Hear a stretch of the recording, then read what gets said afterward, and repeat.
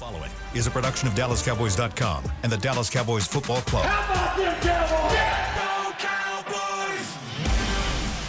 This is Mick Shots, streaming live on DallasCowboys.com and the official Dallas Cowboys app. Now, here are Bill Jones, Savannah Humoller, Everson Walls, and Mickey Spagnola. It's 11 a.m. on a Monday inside the SWBC podcast studio at the beautiful Star in Frisco. And this is the organized team activity known as Mix Shots, brought to you by Miller Lite. It's a team here, It right? is. It is a team. It is. It's not organized, but it is an We're activity. all over the place, but And right off the top, that's your assignment, Savannah. Get things organized for us. Please do. that I can do, Over you the guys. course of the next hour, we need an organized team activity in celebration of OTAs, which are this week and next week for your Dallas Cowboys. Everybody has a smile on their face. Oh, anytime you come to the Star, it makes you smile for some reason. What do they put something in the air or something? Because I'm not usually this nice every day, especially in the morning. It's for an hour each week. Everson has a smile on his face. I don't know what it is, man. I'm It's telling Mix Shots. It's It the is. team. Something It's in the the team. spray. And he It's knows the great. OTAs are going to start this week. That's right. So excited. Or no, what are you more excited about, Savannah? You know I'm very excited for our Dallas sports here, the Yes. Dallas Stars Yes. and the And the Dallas Mavs. Mavericks. Yep. Yes. And by the way, last week we did a Wednesday morning show, and so that was prior to the big announcement. And this is our first scheduled release segment on Mix Shots. The schedule has been released, and the Mavericks play on the road in Game 1 on Wednesday. The Stars are home on Thursday. Mavericks on the road Friday. Stars at home Saturday. We got 14 days Straight. of conference finals. That's our means- schedule release. Nobody here will be sleeping because we will all be watching sports. But at least all the games are starting like 7 o'clock. That's 7 or 7:30, 7:30. right? Yeah, that's right. How many times you guys fall asleep during the Stars game, Not once. Did not.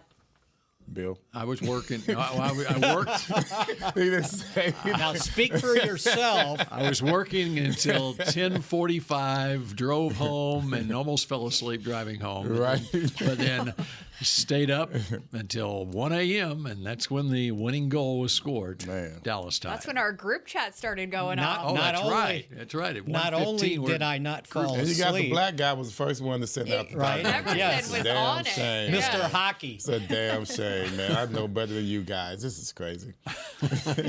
Not only did the game end at 1 and I did not fall asleep, I couldn't go sleep until 2, Yeah, that was as a matter crazy. of fact.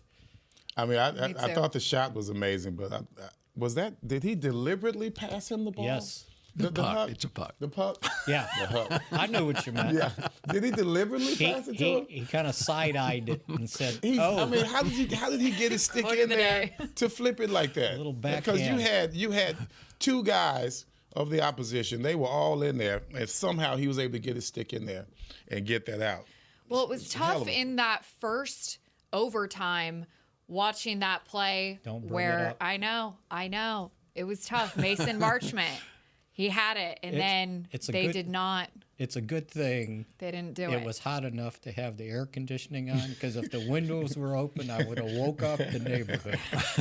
Yelling at your TV. Especially with 2 words I was using that you're not supposed to use whatsoever. 2 words put together as one. Yes, yes. It was like, and I just knew they would not have the nerve to do what was right, and they didn't. Because that would have decided the series on the Yeah. losing team's home ice. Sort of like the Mavs, right? Mm-hmm. Did you have the nerve to hold the call at the end with On 2.5 seconds left? And Marchman was right. He goes, they didn't want to end the series or the game on a reverse call. What did he Right. say before that? The explanation that he got from the Yes, official. that was good. So wild. So wild. Because I'm yelling, he's not in the blue and the goalie's outside the crease. You cannot call the that. explanation, Everson, that he got from the official was that Matt Duchene, his skates weren't in the crease, but his derriere was in the crease. How about that? He used a different word. That's like you. Yes. No, we didn't. That's like no, you. we didn't. That's like them calling you out of bounds on an interception because your butt My was butt over the crease, yeah, my sideline. You know, in the booth, only the only goalie in the booth was the only one that agreed with the call, of course. Of course. Yeah, I don't know his name. But And I was yelling at him, yeah, too. he was talking trash. But he then- would not give in no matter how much they went over. But then to have Matt Duchene go back and score the game-winning Anyway, goal, that was such a full circle moment based off of that first overtime. And not only based on that, but based on his history, too. He In was Colorado. a first-round draft pick of the Colorado Avalanche as an 18-year-old 15 years ago. Went straight to the National Hockey League at age 18. And so he had played a How old decade is with he now? Colorado. He's 33 now. Yes. Yeah. Pretty So- good. You know what? I don't think I ever heard an interview with him before. He's a pretty sharp guy. He is very, very I sharp. was impressed. Most of those hockey guys are pretty sharp guys. It's just they don't have very many teeth when they're talking. Tanev. Oh, that was such a good interview. So good. But no, it's fun to see the Stars beat the Vegas Golden Knights in round one. The defending champs. They've already beaten. And then they beat the Chiefs. They beat Yeah. the Kansas City Chiefs in the first round. They beat the San Francisco 49ers in the second Correct. round, and now it's easy from here on out. Exactly. So Yeah. tonight's game 7, so we'll know who the decider is. That's right. They play Yes. the winner of tonight's game 7 between Vancouver and Edmonton, and since they are the Stars, and since the logo for the Cowboys is the star, we could talk about the Stars there for a little bit, right? Exactly. Well, and think about it.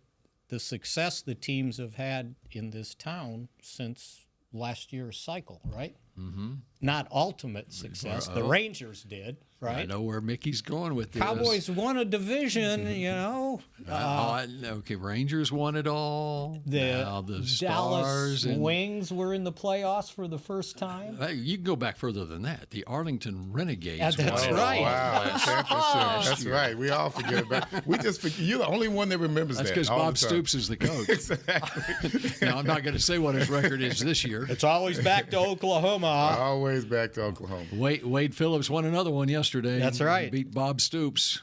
The Renegades fell to 1-7, by the way. Ooh, man. Yeah.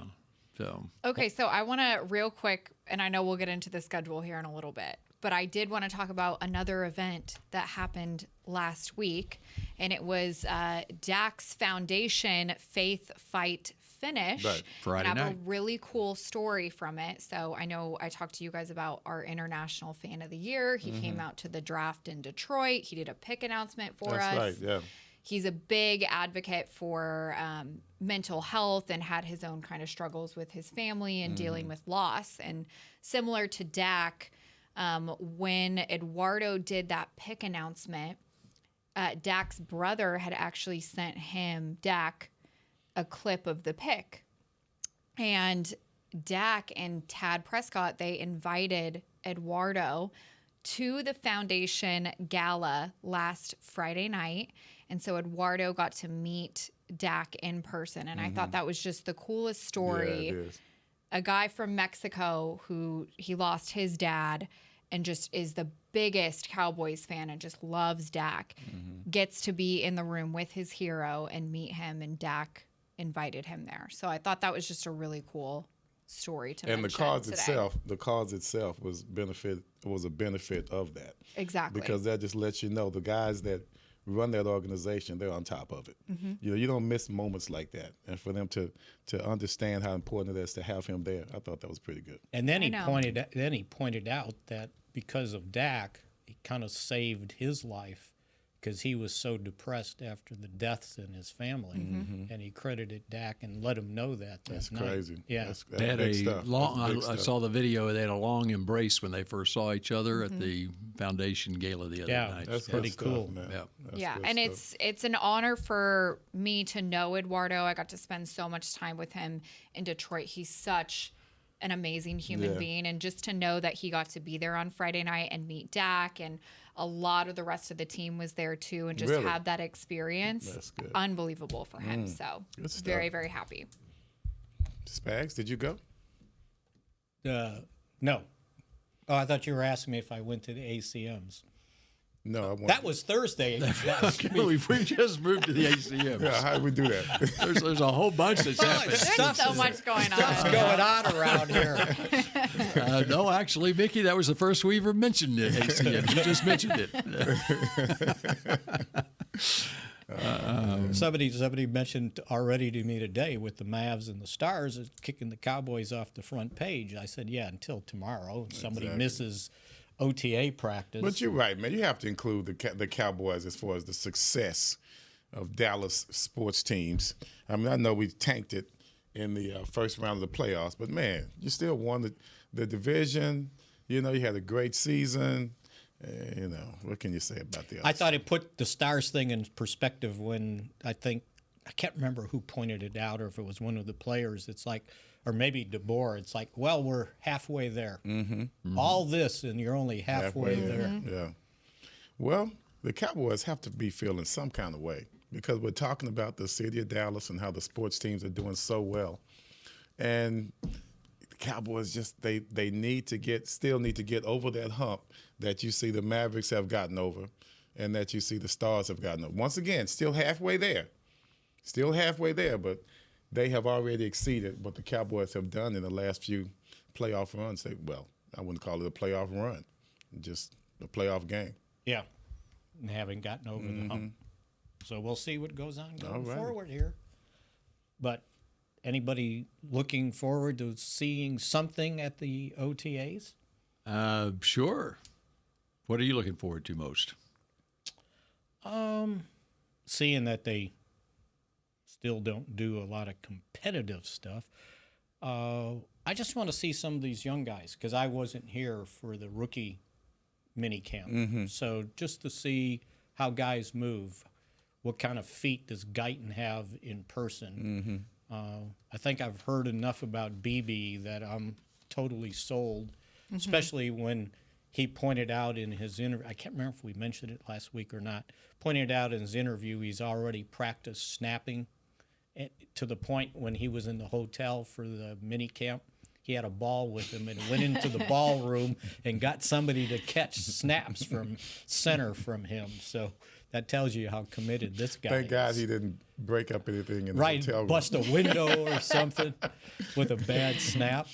But evidently they didn't have, for whatever they do in the rookie mini camp, there were no balls on the ground because of bad snaps. So good indication right there. I'm looking at the DBs, of course. I want to see how well they look, one-on-one coverage, what kind of attitude they have, what's their style? Is it physical? Is it finesse?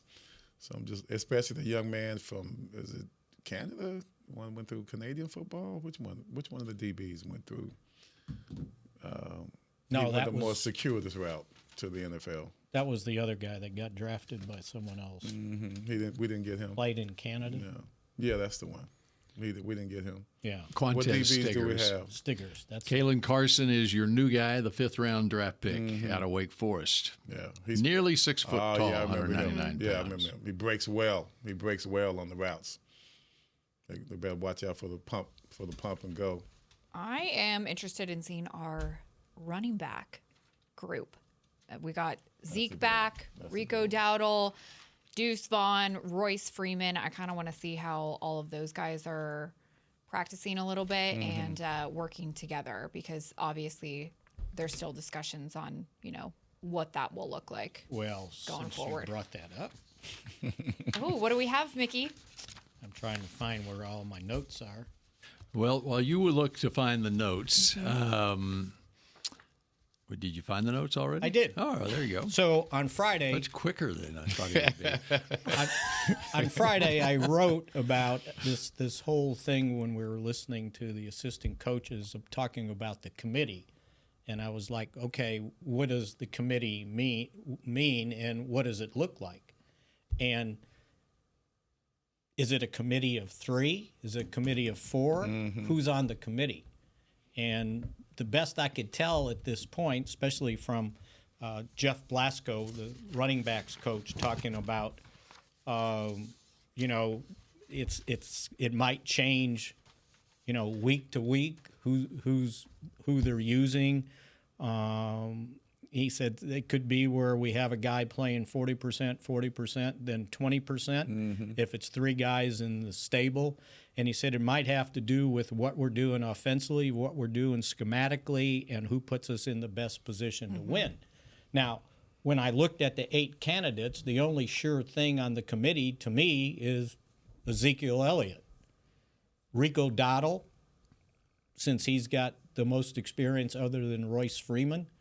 And I looked up Freeman's stats, and he has started the amount of games that he's started in the league. The most he's started in a single season, you have to go back to 2019. So it's not like he's been a guy that you say, okay, he's part of the committee. So Hunter Lipke, is he on the committee? Does the fullback count? Malik Davis, where does he fit in, if he fits in? But all I know is the only guy that's got a lot of experience is Zeke. And I like the fact that when Blasco was talking about Zeke, he said, and it came up to be in short yardage, and he said he's a can of kick-ass in that department. And I'm going, okay. Yeah, we know that. What did they miss last year?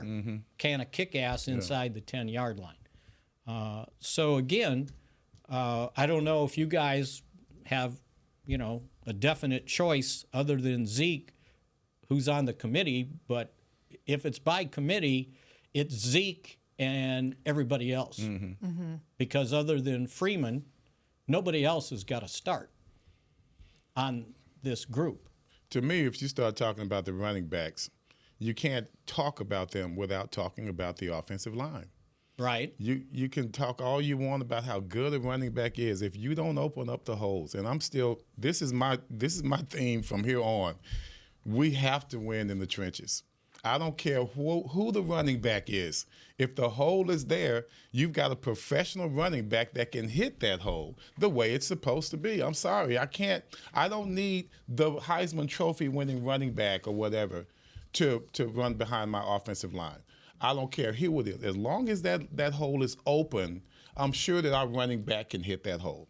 And we're going to need that so much this season, because our first down is going to be our most important down for us all season long. And if we're going to play the way we're supposed to play, that running back has got to be not just one running back. Whatever running backs we use, they're going to have to be adept at hitting that hole, because it needs to be open.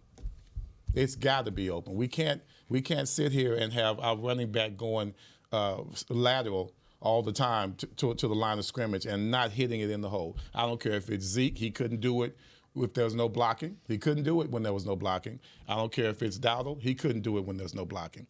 We need to go straight ahead. We need to hit it hard. We need to hit it fast. And I wonder if they consider Cavante Turpin and CeeDee Lamb part of the committee. Because I know CD. They you can might. hand the ball CD, to him, right? CD, yeah. I bet he would. Well, we have. Yeah. We have a CD. Both Last year, the returning receivers had 30 carries for 258 yards and 3 touchdowns, 8.6 yards a carry. That should count, right? Yeah. Because That if was you Lamb, look at Cooks, and Turpin. if you look at carries, and I mentioned Freeman, and I misspoke. I mentioned his starts. I was looking at his carries, and Freeman's high of his career was 132, but that was back in 2019. Yeah, I look what did he do last year? That's what I want to know. Seven- and last year he had 77 carries for Right. 319 yards, 4.1 yards a carry, 2 touchdowns, had 1 catch for 13 yards. And Dowdle's career high was last year, 89 carries. Malik Davis, for 4.1 yards a carry. yeah, And I Malik think Davis Pollard was only at had 4.1 38. also. Only had So- 38 carries in his career. So we got the head guy now. Who follows? Who's the head guy? Zeke. Okay. All right. He's the committee head. Okay. Now we got to And find by the out way, what Zeke everybody else last is year doing. had 184 carries. He had 95 more carries than Dowdle did, and 107 more carries than Freeman did last year. Zeke had 184 carries for 642 yards, but more significantly than that, he had 51 catches for 313 yards and 2 touchdowns. Exactly, and he scored touchdowns too, by the way. So So I think that's something that they've got to figure out. But kind of as the coaches keep saying, it's like, well, we won't know till training camp, and maybe not until we play 3 preseason games. Right. and I've got a thought on Deuce Vaughn too that Uh-huh. I will share when we come back. All right. And we will. Everyone knows what the schedule is by now, but I need your take on Yes. Let's do where the potential potholes are in the schedule that was released last Wednesday. When Mick Shots continues in a moment. I'm Dak Prescott, quarterback of the Dallas Cowboys. And they snap it to Prescott, who looks right. It's not there. He escapes left. He'll run for a first down. Just like football, when it comes to crypto, it's important to have a team you can trust. With blockchain.com, I know I'm in good hands. Since 2011, they've been trusted by millions around the world to buy, sell, and trade cryptocurrency. Prescott's going to run this himself. Run it up the middle, and he scores. Whether you're new to crypto or an active trader, they've got you covered. What are you waiting for? Get started at blockchain.com. We know that juicy, cheesy, grilled to perfection burger sounds amazing, but it does sound like something is missing. Pepsi, baby! The yin to this burger's yang. Burgers and Pepsi go together like burgers and Pepsi. This perfect blending of flavors makes every bite of lettuce, every sesame seed on the bun, and every sip of that crisp, refreshing, ice-cold cola a journey to Foodtopia. Burgers, better with Pepsi. That's what I like. The Medal of Honor is our country's highest military award for valor in combat. More than 40 million individuals have served in the armed forces since the Civil War. Fewer than 4,000 have received the Medal of Honor. The National Medal of Honor Museum will be a place to preserve these legacies and inspire America. It's being built right next door to the Dallas Cowboys in Texas. Help us honor our country's greatest heroes. Learn more and get involved at mohmuseum.org. Did you know that responding to one spam call can lead to more? Or that the IRS would never ask for your social security number on the phone? Beat scammers at their own game by subscribing to AARP Fraud Watch Network alerts and texts. At aarp.org/beatscammerstx, you can sign up to receive information that helps you recognize and avoid the latest scams. That's aarp.org/beatscammerstx. Back to Mick Shots.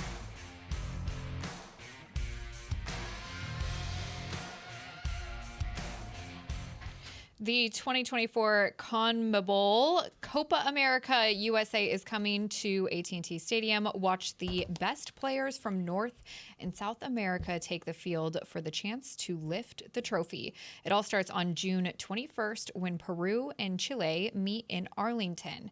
Then the USA takes on Bolivia and June 23rd before a quarterfinal match on July 5th. Tickets are available now at SeatGeek.com, the official ticketing partner of AT&T Stadium. That was a perfect read. Thank you. That is a professional broadcaster right there. And you know how you know that, Mickey? How's that? She knows how to pronounce all the countries' names. Chile. Chile. Like that. Thank you. It's not child. Most will Chile. say Chile. Yes, Chile. Chile. Have you been to Chile? It was so perfect, it knocked my headset off the air. I noticed that for a second. I was like, is Mickey okay? And that's the other thing that shows how professional she is as a broadcaster. Is she was not distracted. She's not a distractible player. That's Bill right. Parcells. Okay, one other thought on the running back situation. Deuce Vaughn. Deuce Vaughn. Is he going to be on the committee? Yes. Okay. And I thought going into last season the same way, and I haven't changed my thought on this. I did not expect him to do anything his rookie year, and especially a rookie coming in. when you're in a situation where you're not the starter, you're not getting regular reps, okay, and there's not really a plan for you because they don't know exactly what you can do, especially at your size and so forth. And so I think it was going to take a year of assimilation into the whole process here to figure things out. And I also think that the makeup of the running back room now will allow Deuce Vaughn to do more of the things that I think he's capable of doing. You know, there's a lot of comparisons, especially because he's a short in stature and out of Kansas State, just like Darren Sproles. And Brian Schottenheimer had Darren Sproles in San Diego when he first came out. I just pulled up. Here are the numbers for Darren Sproles. His rookie season in 2005 coming out of Kansas State, okay?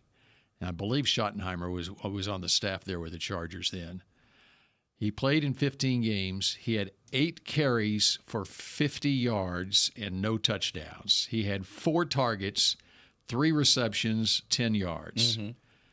Then he missed his second season due to injury, had a broken ankle. And so it wasn't until his 3rd year in the league that they finally started figuring out, okay, how can we use this guy? Yeah. Had 164 yards rushing in his 3rd year with a couple of touchdowns, used a little more in the passing game, 10 catches, 31 yards. In his 4th year, he gradually built up to where they figured out, okay, this is Darren Sproles. And I'm not saying Kevontae Turpin is necessarily Darren Sproles, but he's the same type back that Sproles was coming out of Kansas State. I think it's going to be time for him to take time for him to find his place in this league. Right, and it took Sproles a little bit of development and time. he got delayed further because he got hurt his 2nd year in the league. But I'm guessing if you look at Sproles' special teams contributions, maybe, because they couldn't figure out what to do with Deuce on special teams. And if he wasn't returning with Turpin back there, then what was he doing on special teams? Because you didn't want him in coverage, right? Yeah. Hey, he might submarine some people out there. Well, but that was one of the reasons I think he was inactive going on as the season went along, that they couldn't figure out special teams. And it's going to be interesting what happens with the new kickoff return to see. Because he is more of a punt return type guy than he would be a kickoff return guy. But now necessarily, but now it's a different kickoff than what it was before. Right. And what if Turpin has a bigger role as a receiver? Do you maybe shared return ability? Right. So that's a good point. And and the other thing, it seemed like every time Deuce got the ball, even in preseason games, he was just swallowed up. There was no place to run. Front line, front line, guys. I keep telling you guys, especially everything depends in preseason, on them. Because he's out there with the 3rd stringers that weren't going to make the team. His plays didn't work last year because we didn't block anybody last year. That's right. And I'm telling you guys, no opportunity to even get started. None at all. That's right.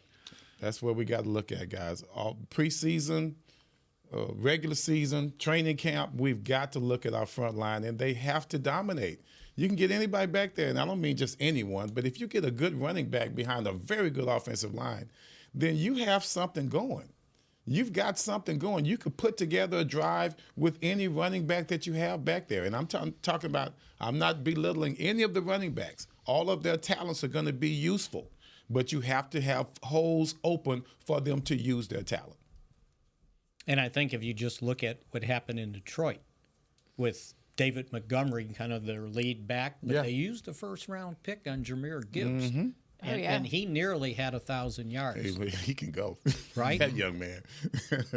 There's a reason they used a 1st-round pick on him. Man, that's who can go, boy. He's good. He is something. And one last thing on that.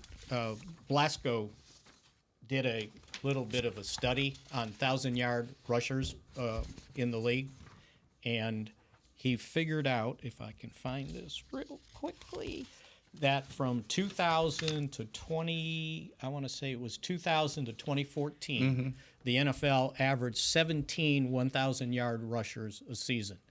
And then from 2015 through 2023, and 3 of those years, 4 of them, 17 games, the average dropped to 11,000 yards rushers for average per year. And last year there were 12.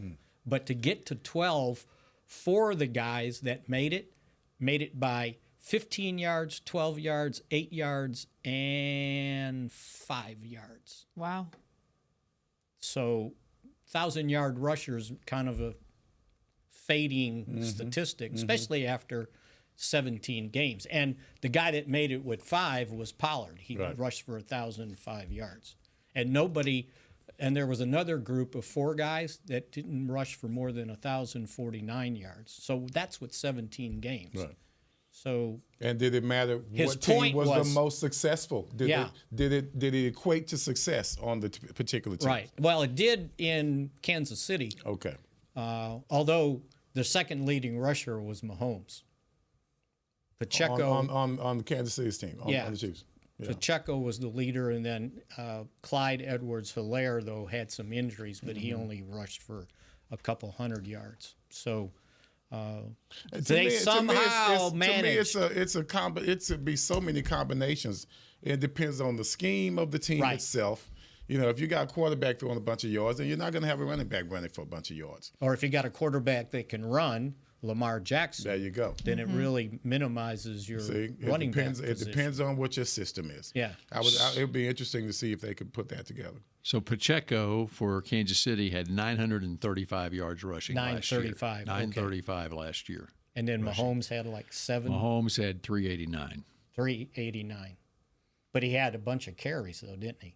75 carries. Yeah. Pacheco had 205 carries. So, anyway. All right, what do you see on that schedule that it's a potential landmine? Well, first of all, there's a few landmines in here, Bill. Here. No, thank you. I thought it was, knowing how difficult it was going to be to start with 11 teams, having to face teams in 11 games with winning records, 9 games of teams that went into the playoffs. It was going to be difficult, right? We talked about it last week. I thought that one stretch could have been difficult because you had to play at Pittsburgh, Detroit, and then San Francisco. So that's back-to-back division winners, but there's a bye in between. So I think that kind of minimized that. And you probably need 2 weeks to get ready for San Francisco, right? So to me, when I looked at it, the tough spot was the 3 games in 11 days where you play Houston at home on a Monday night. You go on the road at Washington on Sunday, and then Thanksgiving with the Giants. So that's a tough stretch there, and they made it tougher by giving them the Monday night game the 2 Sundays before. But at least they don't go Thursday to Thursday, and they get a big break after that, and they'll go 11 days before they play the next game, and the next game Cincinnati on a Monday night. So it's normally 10 days. Well, they'll get 11. So, but that's, to me, that was one of the tough stretches. This is a tough schedule. Well, it was going to be tough. Very tough That's schedule. what you get for winning the division, right? I'm looking at the September 26th, then October 6th. You finally get a home game against Detroit, the 13th. Then you have 2 more, even though you have a bye. You have 2 more road games. And then Philly. And then you start the stretch of the 10th through the 28th. Forget home. That's a lot. Yeah, It's a lot. Forget home and away. Forget the bye. You're just looking at the quality of the opponent that we think the opponent has shown over the last couple of years that they're going to be tough.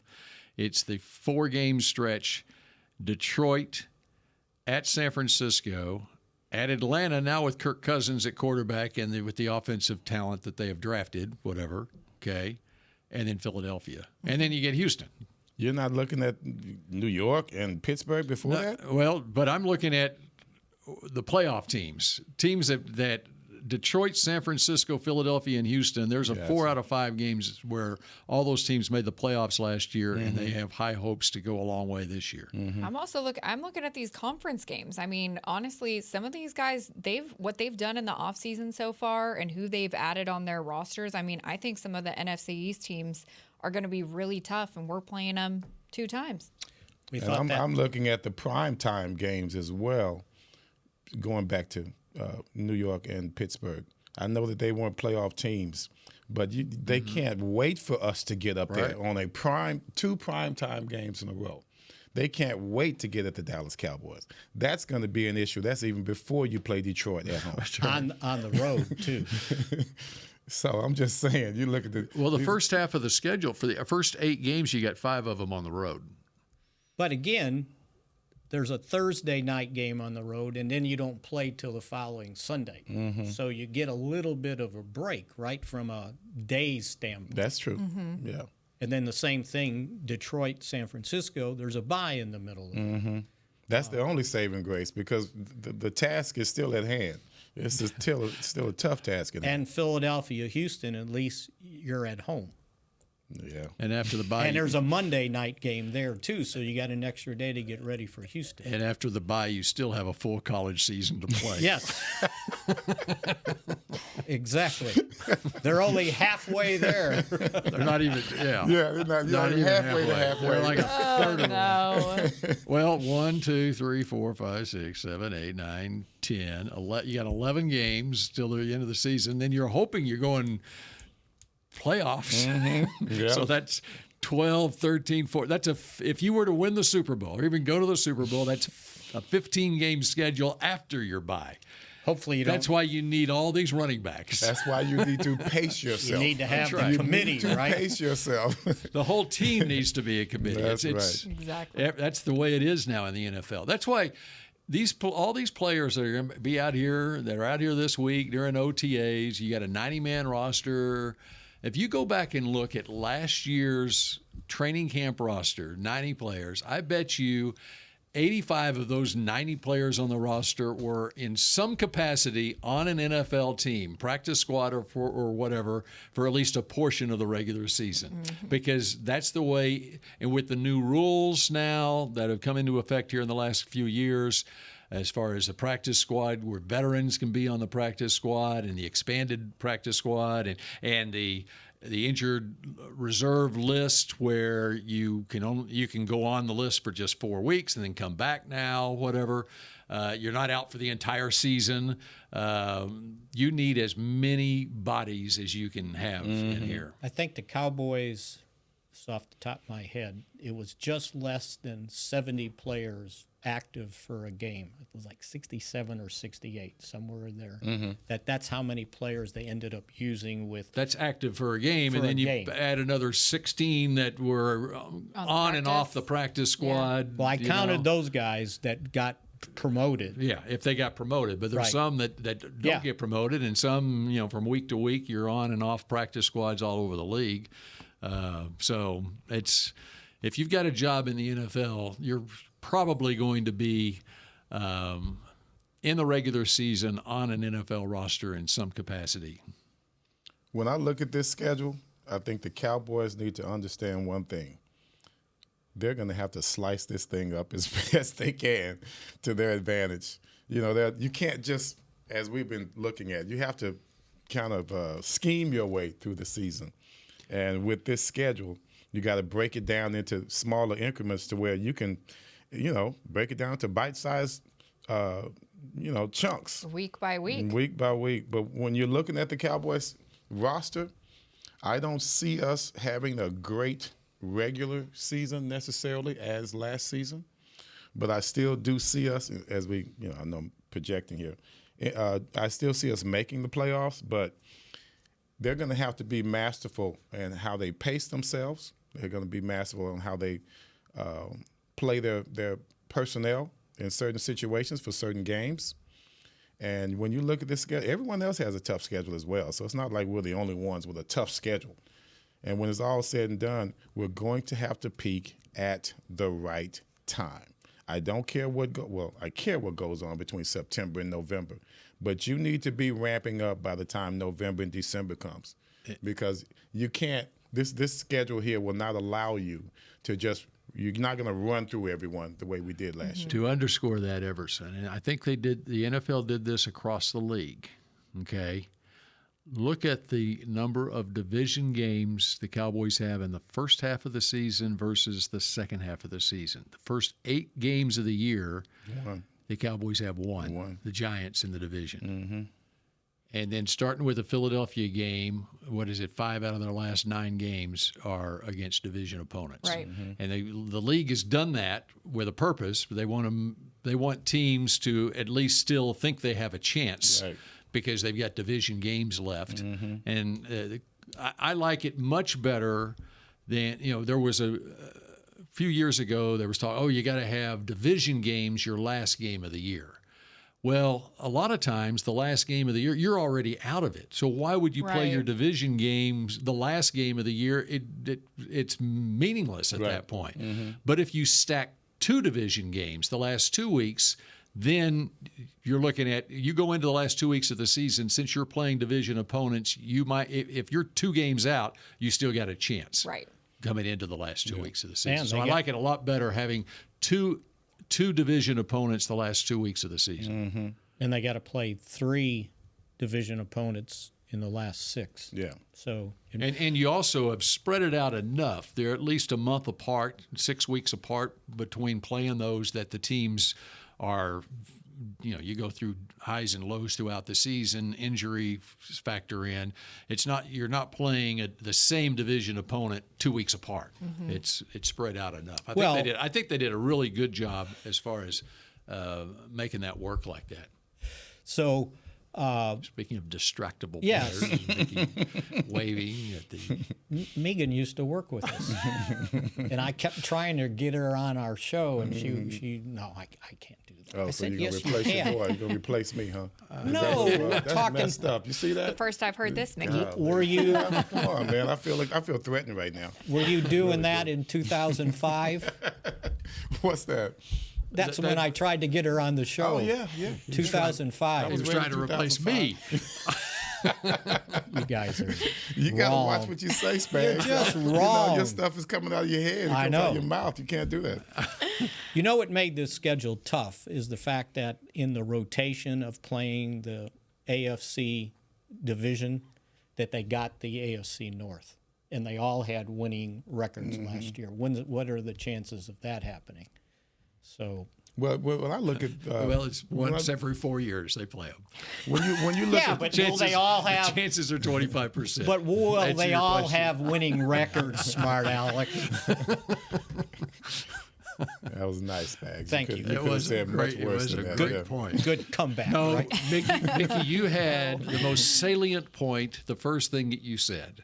The reason that the schedule is tougher is because the team finished in first place last year. That's right. Mm-hmm. That's why it's tougher. You're playing Detroit, you're playing San Francisco, and you're playing Houston because you finished in first place. If they would have finished second, whatever they would have got Green Bay. We can handle them. Right. We can handle Green Bay. No, I meant in relation to the 17th game. So you would have got Houston, whatever second place team from that AFC South was Indianapolis. How did the Super Bowl winning Chiefs start off their season last year? They lost. They lost. They were having a tough time last year. I remember that. They were having a tough time last year. God forbid if you lose the opener. Well, they were having a tough time last year, and they had to right the ship at the right time. So that's why I say it's all about timing. It's all about being patient, not panicking during the regular season, and ramping up at the right time. And like you said, this schedule allows you to do that and be successful and move on. So that's what I'm just like golf. That's what I'm looking at. It's not how you drive; it's how you arrive. Mm-hmm. Unless it's the PGA Championship, and it is how you drive. How you in the case of Scotty Scheffler. Mm-hmm. As long as you don't get in the wrong lane. Mm-hmm. Did you hear Xander Schauffele? after his round yesterday, he said, I just was thinking to myself all week, I just need to stay in my lane. I just need to stay in my lane. I know. That wasn't on purpose, right? No, it was very innocent. And of course, Fun. I immediately thought, if Scotty Scheffler would have stayed in his lane, then you might not be staying in there right now.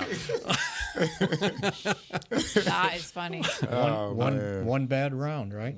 Mm-hmm. But the bad round was the day after. But he slept on it and had time to think about it, right? That's a good one.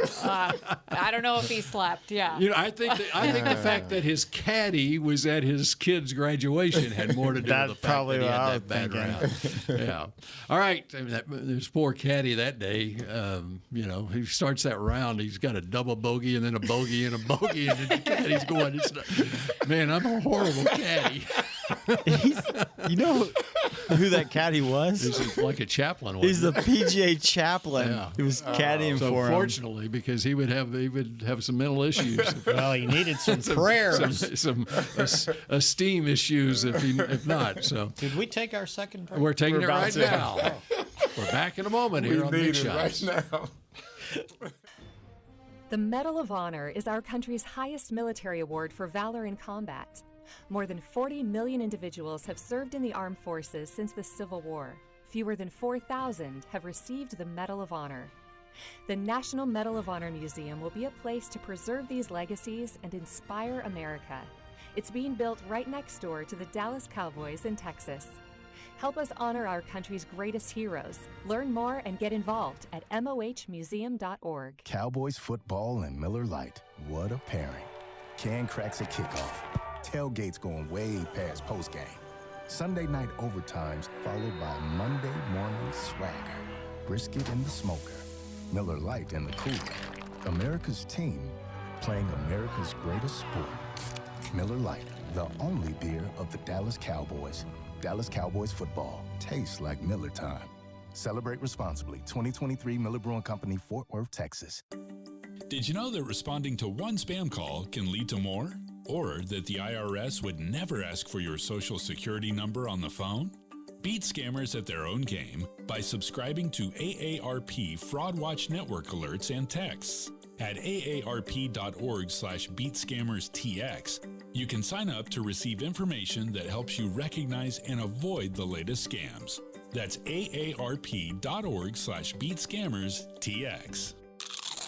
You know that sound anywhere. It's the crisp crunch of that first nacho chip. With its perfect cheese to sour cream ratio sitting atop a layer of delicious beans, it's a sip away from perfection.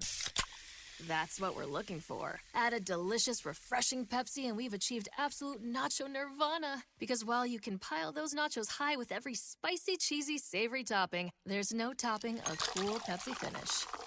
Nachos, better with Pepsi. That's what I like. Back to Mixed Shots.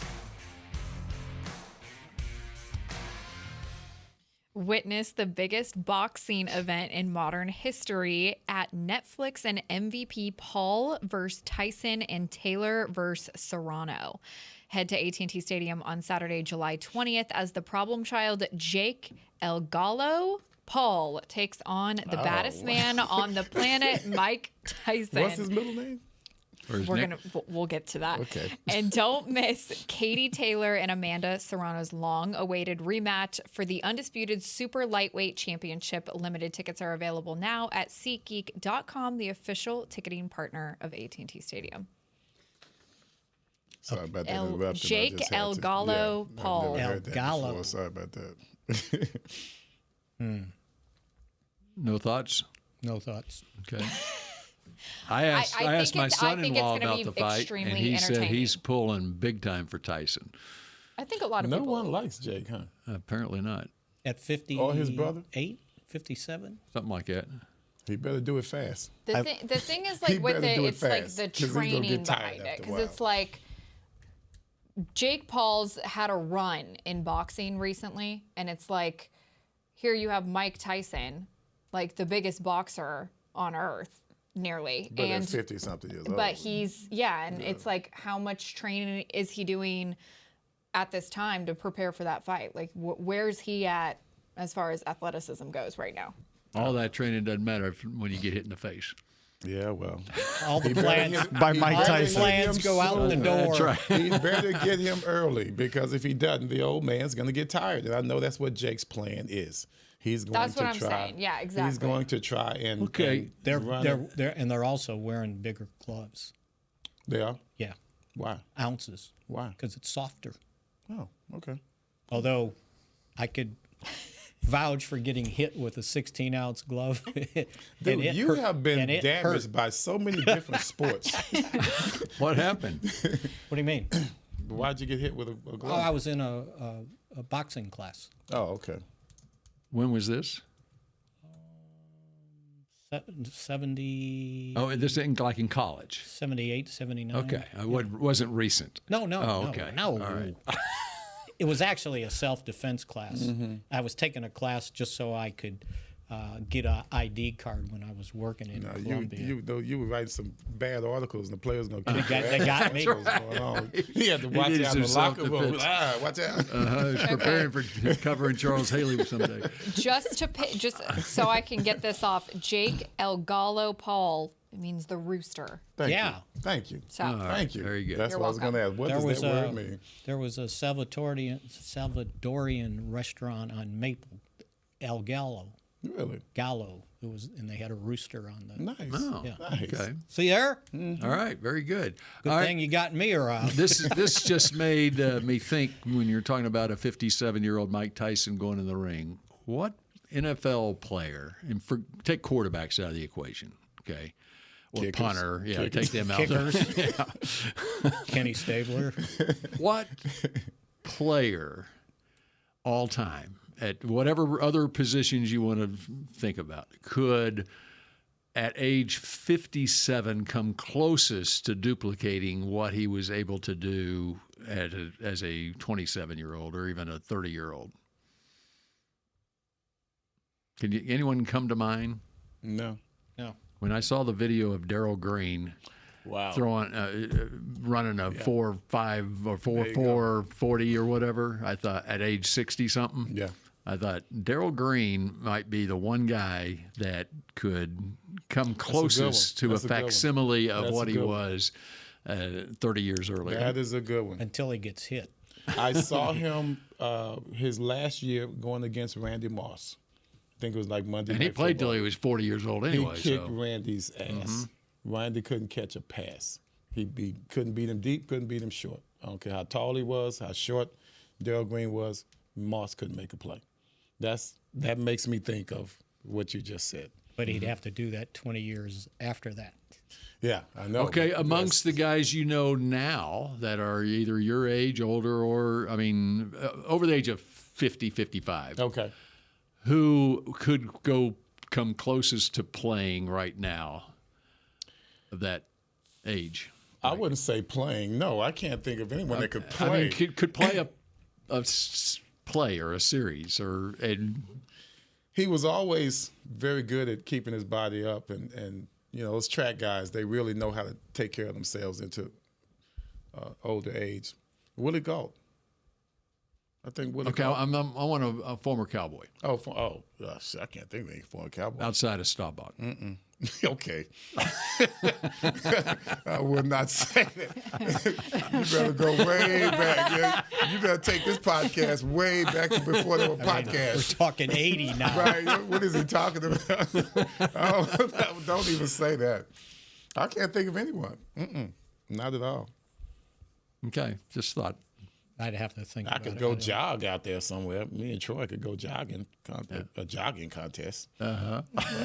See, here's the bottom line on the quarterbacks. The reason quarterbacks retire is not because they don't have a good arm yet. They don't like getting hit. That's right. Too much. Too much. That's why when you play an older quarterback, you just got to get pressure on them. Blitz them. Because they don't want anybody around their feet. They sure don't. So who you have in mind? No, nobody. Nobody? You didn't think you could? When you have that question, you should have someone in mind. Well, I just thought I had someone in mind on the Mike Tyson and then saying Darryl Green. Okay, gotcha. So I had no Cowboy in mind, but I thought since you didn't have anybody, maybe there's a. I can't. No. Okay. All right, what else is on your legal pad? I there, got Mickey? one here. Okay. Someone asked Mike Zimmer when he realized stopping the run defensively had to be a priority. And he told the story about when he first became the Cowboys' defensive coordinator. He had been a secondary coach, but when Campo was named head coach, he became the defensive coordinator. So he said that when I did that, it was like, I just thought we go, pressure, go after the quarterback. He said, when I told the guys, just get up the field and give them hell, right? Well, it was the season opener that year against Philadelphia. And if you guys remember 2000, there was a famous game called the Pickle Juice game, where it was hot as hell at Texas Stadium. Deuce McAllister. Guys were having they dehydration, IVs, and Philadelphia after they won the game 41-14. They rolled over us. Ooh, they were bragging that he had 200 yards. They They were commenting on how they drank pickle juice, and that was the key to the game. Well, the key to the game ended up being Deuce Staley running for 201 yards and the Eagles running for 306. And Mike said, and that was a 5-11 team, right? They were terrible. He said, since that day, we concentrated on getting the run stopped. He goes, I learned my lesson about this. And so what year was that? 2000. And where'd they finish in run defense that year? 31st. And then by 2003, they were first under Zim as a defensive coordinator. Good to know. Yeah. That's damn good to know. But he learned his lesson. So he's that you focused better on stop. stopping the run. The funny thing was, and he said, yeah, we gave up like 220 yards of rushing. It's like, well, close, because Deuce had 201. So that was good story. I thought that, all right, make sure you can stop the run. Yeah. And that's something they obviously got to work on.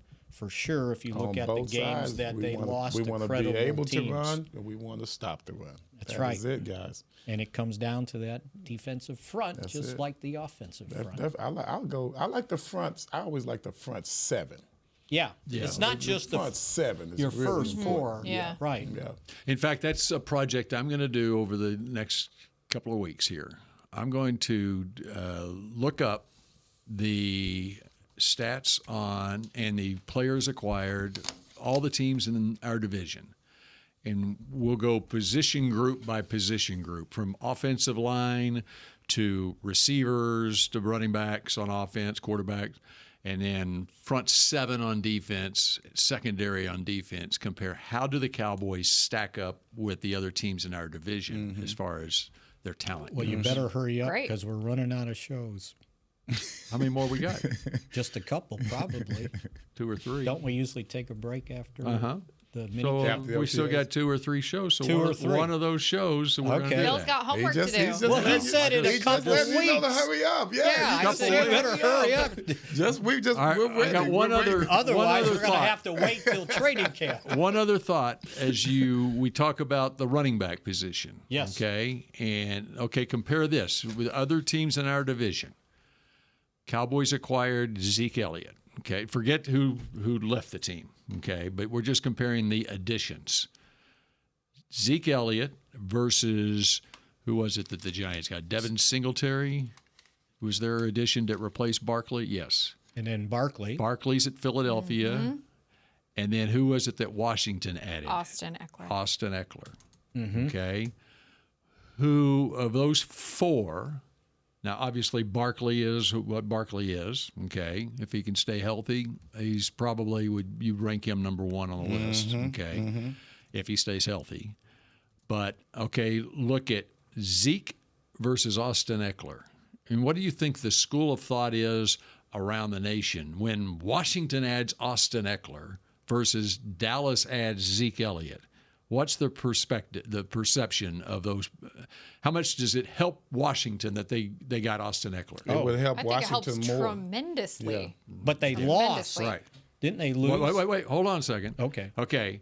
So that's the perception. Yeah. Okay. And so then what's the perception when the Cowboys add Zeke Elliott? He's not impressed. Yeah. No one's impressed. Yeah.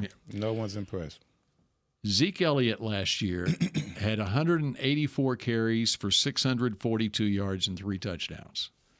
Austin Eckler had 179 carries for 628 yards and 5 touchdowns. They both Zeke averaged 3.5 yards a carry, and Austin Eckler averaged 3.5 yards a carry, and they both had 51 catches. And the Chargers didn't want him.